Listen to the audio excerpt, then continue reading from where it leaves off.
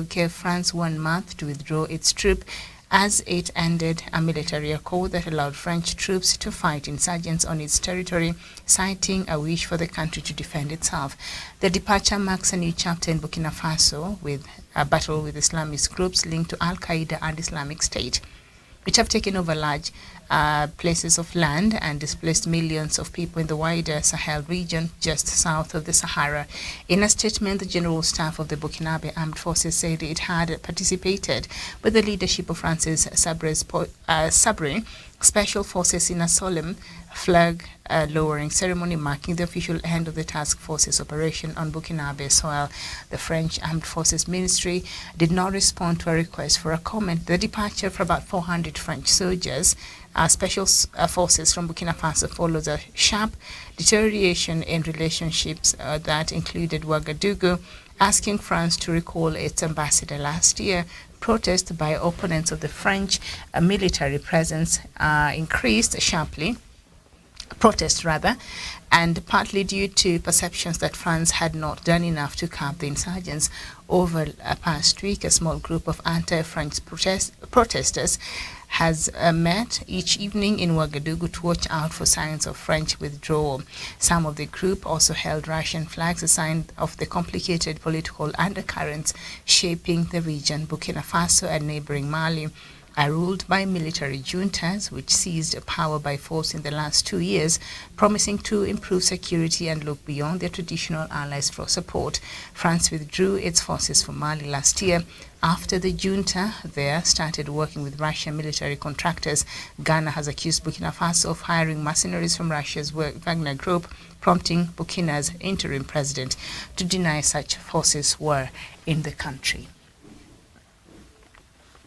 And then we go to the Democratic Republic of Congo, and hundreds of displaced women in Goma called for the departure of the rebel group M23 on Friday and end the violence to Eastern Democratic Republic of Congo. The women said they were suffering from hunger and their children have been unable to attend school. With babies on their back, they chanted slogans and carried signs demanding justice and peace. M23, they said, make them suffer, make them hungry, even their husbands have been killed. And that is what a majority of them are holding in their placards. Now, the conflict in Eastern Democratic Republic of Congo has gone on for decades, with more than 1,000 armed groups, not 1,000, but 100.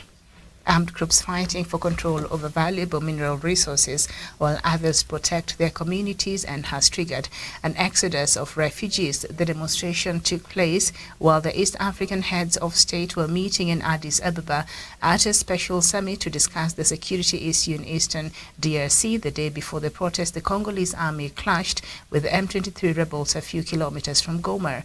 And last week on Thursday evening, the Congolese army denounced the attack against its positions by M23 in violation of the ceasefire as recommended by the East African heads of state at a recent Burundi summit. The African Union has reiterated its zero-tolerance approach to undemocratic changes of power on the continent. On the final day of a summit in Addis Ababa, the AU said it will maintain the suspension of Burkina Faso, Guinea, Mali, and Sudan, which are all ruled by military leaders following the coups. The Commissioner for Political Affairs, Bankola Diole, said the AU was ready to help those countries return to constitutional order and help democracy take root. Leaders at the summit also agreed to press ahead with plans for a free trade deal, including almost every country in Africa. And the latest from Mauritius is that flights and public transport in the country have been disrupted amid a warning of an approaching intense tropical cyclone. The Mauritius Meteorological Service said at 7 a.m. a very intense tropical cyclone Freddy was centered at about 275 kilometers to the northeast of Mauritius, moving west at a speed of 30 kilometers per hour. It estimated that wind gust near its center was about 300 kilometers per hour. And the weather agency warned people not to go to the sea and advised the public to follow all precautions and stay safe in place. The country's national carrier Air Mauritius issued a schedule of flights that it cancelled. And back to the issues to do with the AU. The African Union is organizing a national reconciliation conference for Libya in the latest effort to restore stability in the country. The chair of the African Union, Musa Faki Mohammed, made the announcement at the end of the two-day summit in Addis Ababa. He said the AU was working with all sides to decide on a date and place for the meeting. The United Nations said recently that Libya's rival administrations had agreed on a mechanism to clear foreign troops and mercenaries from the country, but they have failed to come up with a timetable for their departure. And then we go to Mozambique now. President Filipe Nyusi has made an early return home from the African Union Summit, or rather made an early return home from the African Union Summit in order to monitor his country's response to heavy rains and the looming tropical cyclone Freddy. The cyclone is expected to make landfall today in neighboring Madagascar and could affect as many as 2 million people, according to the United Nations. President Nyusi expressed optimism at his country's experience in dealing with the effects of heavy rains and cyclones. We go over to Nigeria, and Nigerian author and Nobel laureate Wole Sonyika has denied endorsing the presidential candidate of the ruling All Progressive Congress Party ahead of this week's election, the local Punch newspaper has reported. It follows a widely circulated statement on social media claiming the author had endorsed Bola Tinubu. The newspaper quoted an email from the author saying Professor Sonyika did not at any time or on any occasion issue such a statement, and they termed that as fake news and falsehood. And then we head back to South Africa, and the country as well is bracing for Cyclone Freddy, which is expected to make landfall in Madagascar on Monday with 2 million people in its path. According to the United Nations, as I said, President Filipe Nyusi already went home, and Madagascar has also warned the potential damage from heavy rains, strong winds and strong surges. Reports suggest that the cyclone could affect nations along the coast from Tanzania to South Africa. Flights in and out of neighboring Mauritius, as I've mentioned there earlier, have been cancelled, and further inland Zimbabwe has activated its disaster response. Earlier last year, southern African countries were battered by 6 severe storms that killed at least 890 people. All right, and that is the latest news from across the continent of Africa. So this cyclone, it really has caused a lot of panic, and as it should, in many African countries, but it appears that the southern African countries especially, they are preparing, and so it is expected to take place today, to make a wave today. So hopefully we will not see a lot of deaths and destruction as it has been experienced. But according to Mauritius Meteorological Service, they're saying that it is expected to be very intense, this cyclone. So, all right. Very well. So let's just go to this African Union, and we start with the first, I think, story that I read to you earlier about this statement from AU in response to the fracas that we saw happen on Saturday. On the Israeli observer who was representing Israel in the African Union. You know, African Union has over 90 countries and institutions that have observer status in the AU, and Israel readmission in 2021, I think, caused a lot of division, and Israel was seeking to come back after 20 years being removed, or this status was revoked because of the tension and the conflict that has continued between Israel and Palestine. And so African Union has said that in support and in solidarity with Palestine, then Israel could no longer be still have that position in the African Union as an observer. And then over 20 years later, nothing really has changed. Instead, the situation between Israel and Palestine, it has only escalated over time. We saw the escalation in 2021. You remember the deadly one that saw bombing of buildings that even hosted a couple of international media houses, you remember? Because Israel was saying that some of these media houses or some of these terrorist groups had their head offices inside these buildings, and so as a cover-up, because they know these international media houses that were being hosted and these international institutions that were in these media houses, that were in this building, acted as a shield, and that's why these terrorist groups, as Israel was saying, the Hamas had their, the headquarters there. So Israel decided we are going to bring this building down, and I think it also hosted Al Jazeera office there, if I'm not wrong, remember, and a lot of other international media houses were affected at that time. So we've only seen this conflict escalate. And I was just watching an interview by that was being done. One of my favorite clinical psychologist, Dr. What is his name? Jordan Peterson. He's a Canadian, and he normally takes on very controversial topics and all that outside of his career as a psychologist. And so he tries to understand the people and all that, but he goes out of the realm of his practice. And now he was interviewing Benjamin Netanyahu, a conversation that I found to be quite something there. And I was just listening to Benjamin Netanyahu, even as a diplomat. And so why did you find the need to still want to be elected and still be part of active politics in Israel? Is it because, is it an employment thing? Is it a money issue thing? And then he said, it cannot be that, because in a country like Israel or other Western countries, political leaders or political offices don't really, you're not rewarded that handsomely in terms of the salary you get. I think compared to Africa, it's only here in the continent that we have these politicians here who enjoy a lot of,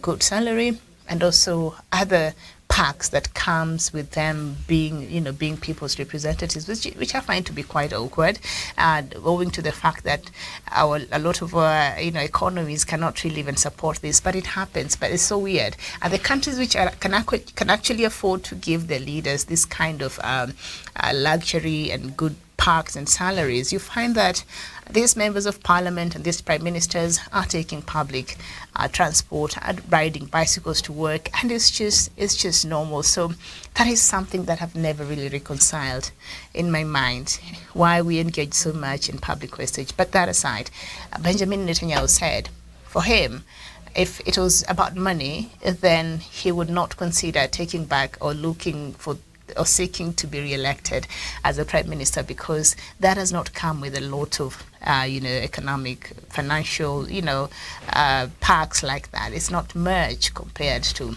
if he was to decide to go to a private employment or something like that. He would make more money there. But he said for him, it is sort of a calling for him to serve Israel, because his dad experienced, I think, Holocaust. His brother served in the Israeli military army. So for him, it's just deep. It's more than just being there and being the prime minister of Israel. It goes beyond that. It goes beyond the monetary value he's getting from this position and other things that comes with him holding that position. It goes beyond that. And for him, he feels that is the best way he can serve his country. Now, depending on which side of the fence you listening to, or you were standing in line with this conflict between Israel and Palestine, then I saw a person who is really has that conviction, he's acting out of conviction, whether now the end will justify the means or whatever comes out of these very strong convictions. And we've seen a lot of these moves and these changes that he's making, and the people he has appointed in these different positions in this government really causing a lot of controversy, because they're extremists. They're people who are from the ultra-Orthodox Jews, the intolerant ones. And he has given very strong portfolios in his government. So we've seen Israelis protesting, protesting in Tel Aviv, the liberal Israelites protesting and saying, no, this is not where we want to head as a country. You're supposed to try and de-escalate and solve this problem, not escalate it and put the stems.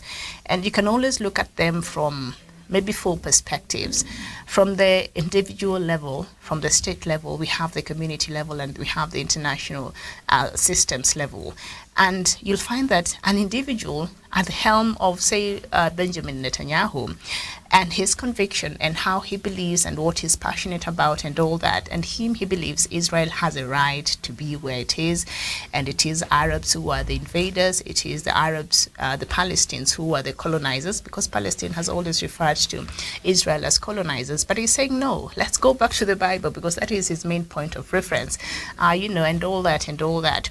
So the individual level has a lot to do with how, even in how a country chooses to formulate its foreign policy. Usually, it normally has the undertones of the current leader in office. So it's very important that people you elect out there to hold these offices. So if you have a leader that is reckless, and a leader that is just evil, and a leader that is driven with selfish and greed and all these things, then, and corrupt, and all these things, so that forms part of how they will be formulating policies, and eventually part of how they will be formulating these foreign policies and everything else, and every other decision that is being made in that country. A lot of it is driven with from an individual perspective, and what this leader thinks, how things should be done, and how he imagines how the end of whatever it is should look like from his own perspective. So if you have a leader who is very narrow-minded, and who has a very limited perspective on things, and who only look at things from just a tunnel vision way, but lacks the ability to also consider perhaps other experts or other ideas or other opinions that he might not be agreeing to, but might be good for the country, then that is what you get. So a leader from an individual perspective, and how his personality shapes up how the whole country runs, that is something that cannot be overstated. It's quite important, and we don't get to think about that, especially here in Africa. We just vote for you because you speak the same language, you come from the same, region, and all that. And then the end of the day, the results, all of us have now to cry, right? And then at the state level also, and all that. So you can see. So anyway, I'm saying all this to just try to explain what really happened on Saturday there, which I felt was very, very unnecessary, was embarrassing. That was not the way that was supposed to happen. Because there's no way this Israeli official would have access, and we were having this conversation yesterday. We had a great conversation. I think I left earlier, and Dr. Matanga carried out to 5 hours later. I'm told even more. I think they went to almost midnight, and they were looking at the same thing over what happened at the African Union on Saturday. And I think for countries like Algeria and South Africa, for Algeria, I would understand. It's part of the Arab League, and Arab League, they had this agreement in 1967 that was signed, these proclamations that were made in actually Sudan, and there were 3 no's that they all agreed. That is no to recognizing Israel as a state. That is no to having any kind of diplomatic relations with Israel. And another no, I can't remember it, but there were 3 no's. That fundamentally addressed or fundamentally captured the need as to why the Arab League nations should not have anything to do with Israel because of this conflict. Now, Africa, with the many problems that we have, with the many issues that really should be top of our agenda, with all these things. We are members of the international community, so I understand how we cannot completely divorce ourselves from such issues. But take, for instance, here in Kenya, I know we do have an embassy for Palestine. We have it. Matter of fact, about 3 months ago, maybe almost 4 months ago, around around November, I personally attended a screening that was being shown by the Palestinian embassy. And then 2 weeks later, there was another screening that was being shown by Israeli embassy, and I attended. I was invited. I attended. You go, you get their perspective. You go, you get the other people's perspective, and then you go, you sit down with yourself, and then you make your own conclusions, and that's it. And Kenya, we do have the Palestine embassy, and we do have the Israeli embassy. That's it. But we are never caught up in that conflict, and so we allow for the process to play out itself, because some of these conflicts, Africans, we really fully don't have a stake in it. There's nothing much you can do. In fact, the creator of this problem, who is Britain, is out there living their life very, very nicely. You know, Britain is the one who created this problem between Palestine and Israel during the World War. And Britain was double dealing, was promising the Jews one thing if they support Britain, and they're promising the Arabs, the Palestinians, one thing, and the Arab world one thing, And so it was caught up. It could not live up to some of these promises, basically. So it left a mess, and that conflict has persisted. So Britain has a lot as far as this blame in this conflict is concerned. But Britain seemed to have moved on, and the way it does in so many other conflicts and problems that it starts across Africa and across the rest of its former colonial places. It has moved on. It has a relationship with whichever way it chooses, but it does. And its name does not even feature. But anyway, so on Saturday, an Israeli official attended the summit at the African Union headquarters in Addis Ababa, Ethiopia, and all of a sudden there was a fracas, and we saw these officials from Israel being forcefully removed from that summit, which I thought was really, really, really, really unnecessary. And of course, we saw a quick tweet by the spokesperson of Musa Mohammed's office, distancing themselves from the presence of this Israeli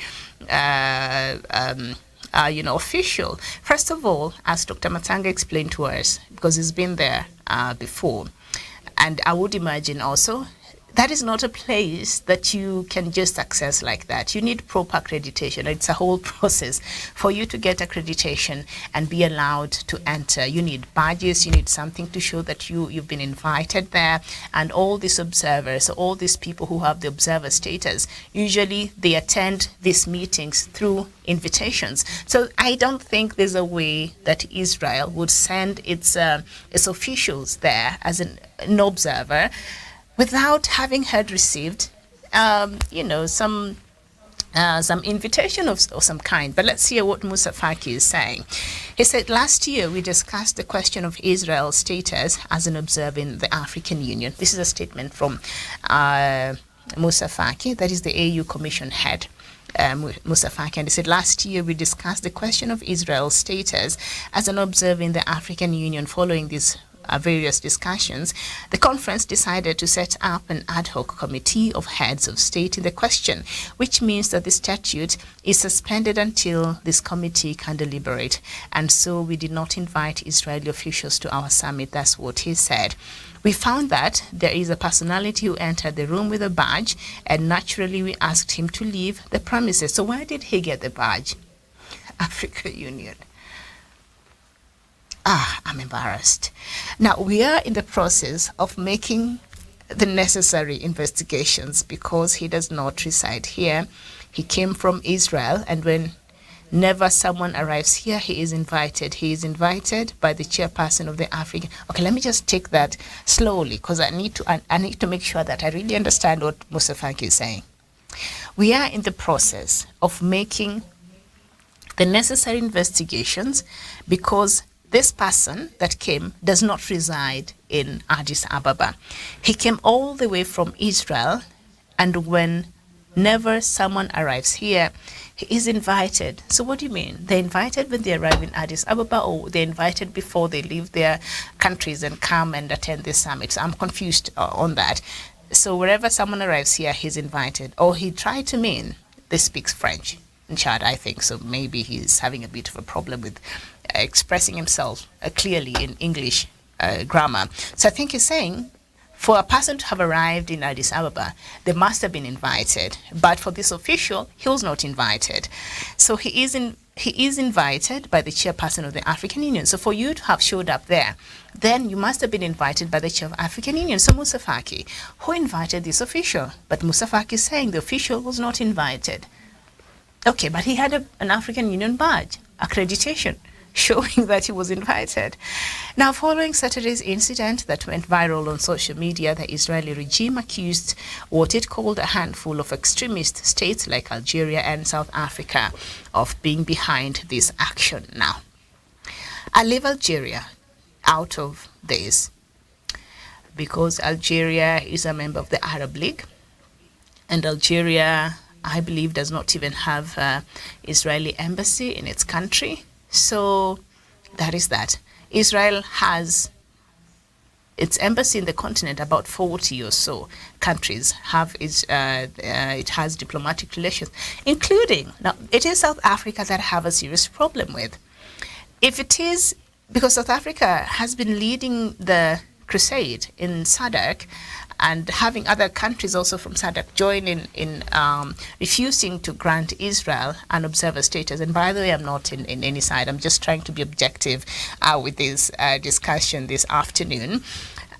So South Africa has a problem with Israel being granted an observer status in African Union. And the other time, of course, it was questioning the modalities in which that happened.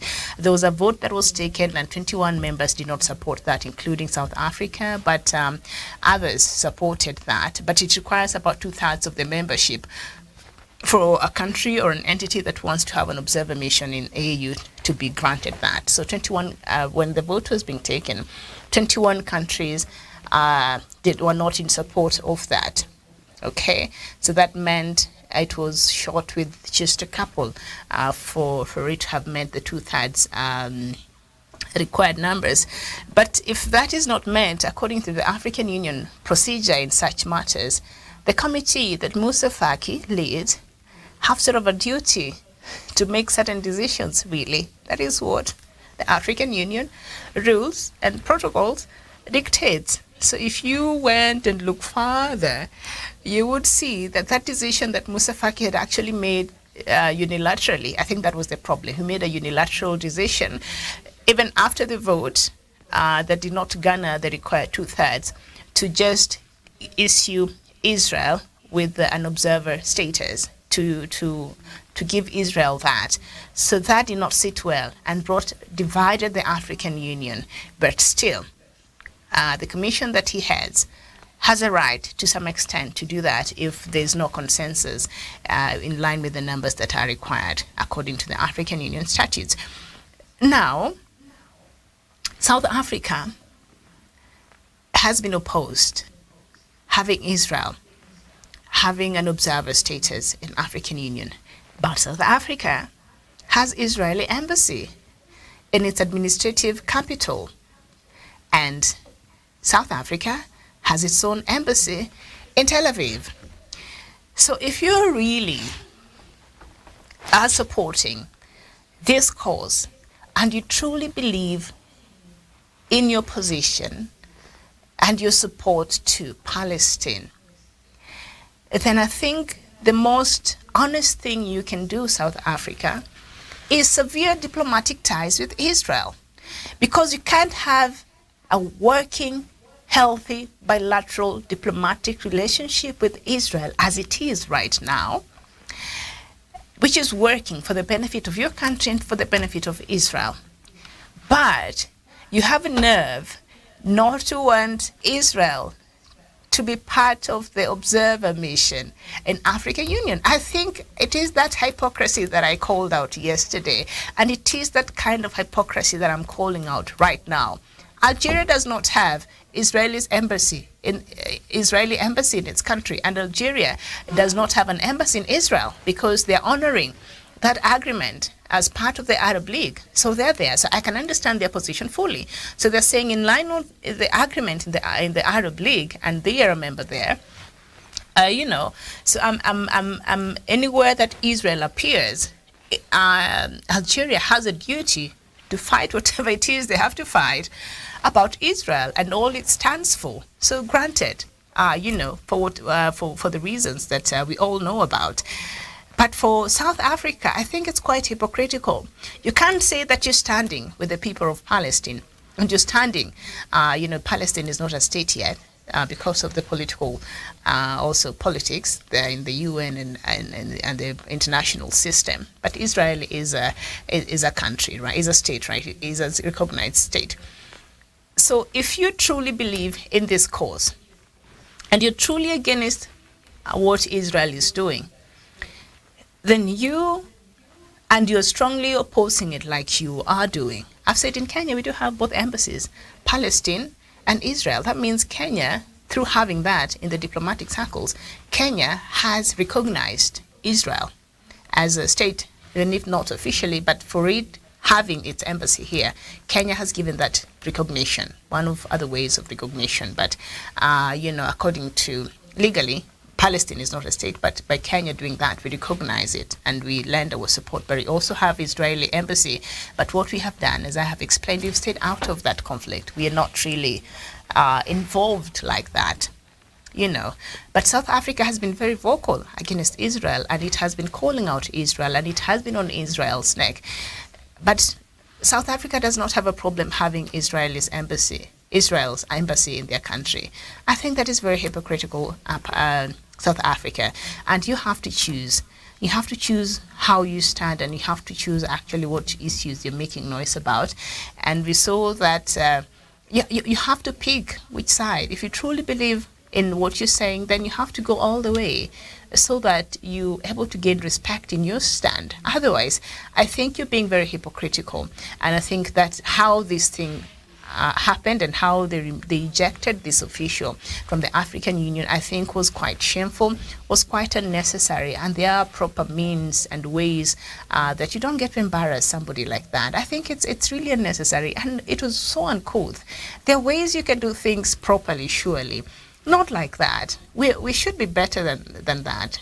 Even if we disagree, but there's a proper way and a proper procedure of doing things like people who are civilized. But what was at display at our headquarters in Addis Ababa was appalling, was quite disgraceful, and was very embarrassing. And I was really embarrassed as an African. I thought, you know what, even if that is the case, which I think Musa Faki is not telling us the truth, because there's no way that official or the African Union, but the buck stops with him, so he should tell us how this official had accreditation.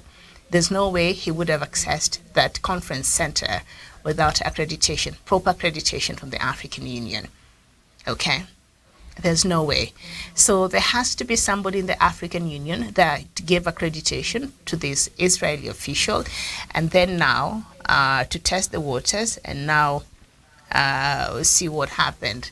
And we're out here looking like buffoons. It's not funny. This is not how things are done. We should be better than this. So I see a story on this Burkina Faso story. I'll talk about it tomorrow in the morning. I'll not look at it anyway. But still on African Union, the African Union reiterated its zero tolerance approach to undemocratic changes of power. I think that also formed a key topic during that meeting in the summit. I think, and they've maintained that the suspension of Burkina Faso, Guinea, and Mali and Sudan, which all are ruled by military leaders following the coups, will be there.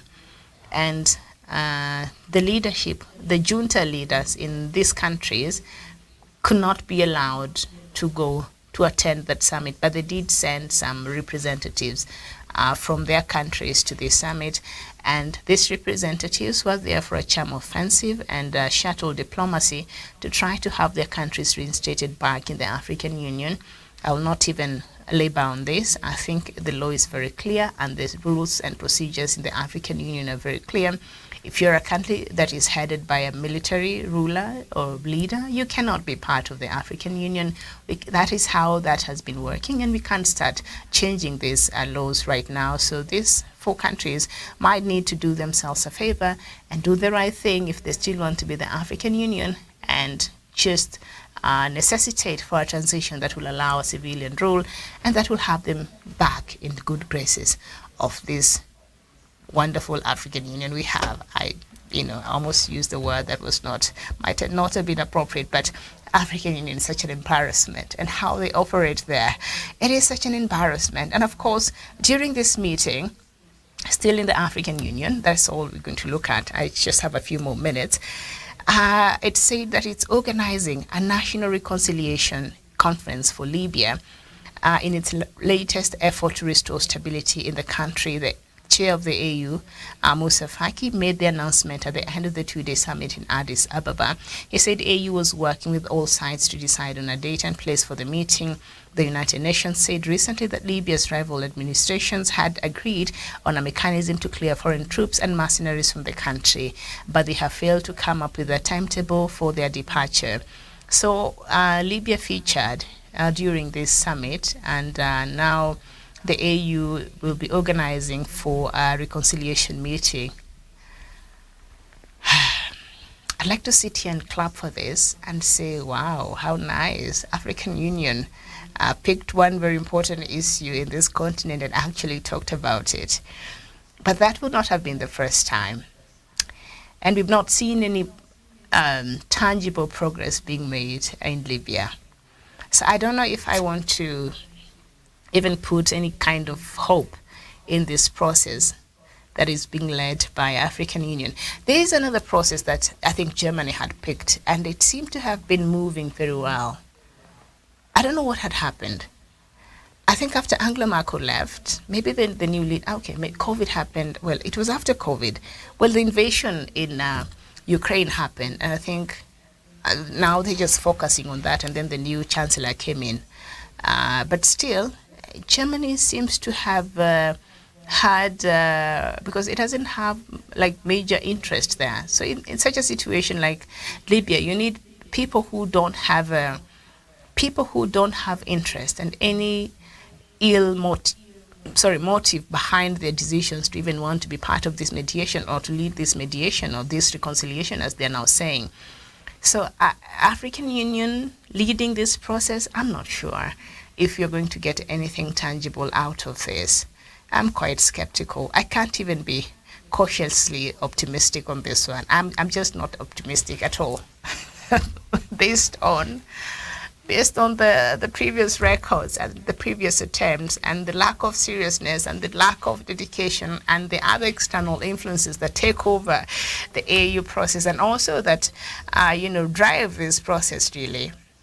Other foreign powers that drive the AU process as far as this conflict also is concerned. So we are left at a loss, and the people of Libya are left at a loss. And I think a report I was reading to you in the morning, was it here? I think someplace that there are real fears of Libya really being divided into even 2 countries. So there are real fears around that. So this should be done in a way that is considered to be urgent, and considered should be done in a way that has the people of Libya at heart. But I can tell you that is not the case. So let's wait and see. African Union, I don't know. I want to thank you so much for your time this afternoon. Thank you, Charles Munga and Jack Don, and the rest of you who are watching this afternoon. Enjoy the rest of your day. My name is Miriam Goto. It has been a pleasure. Bye-bye for now.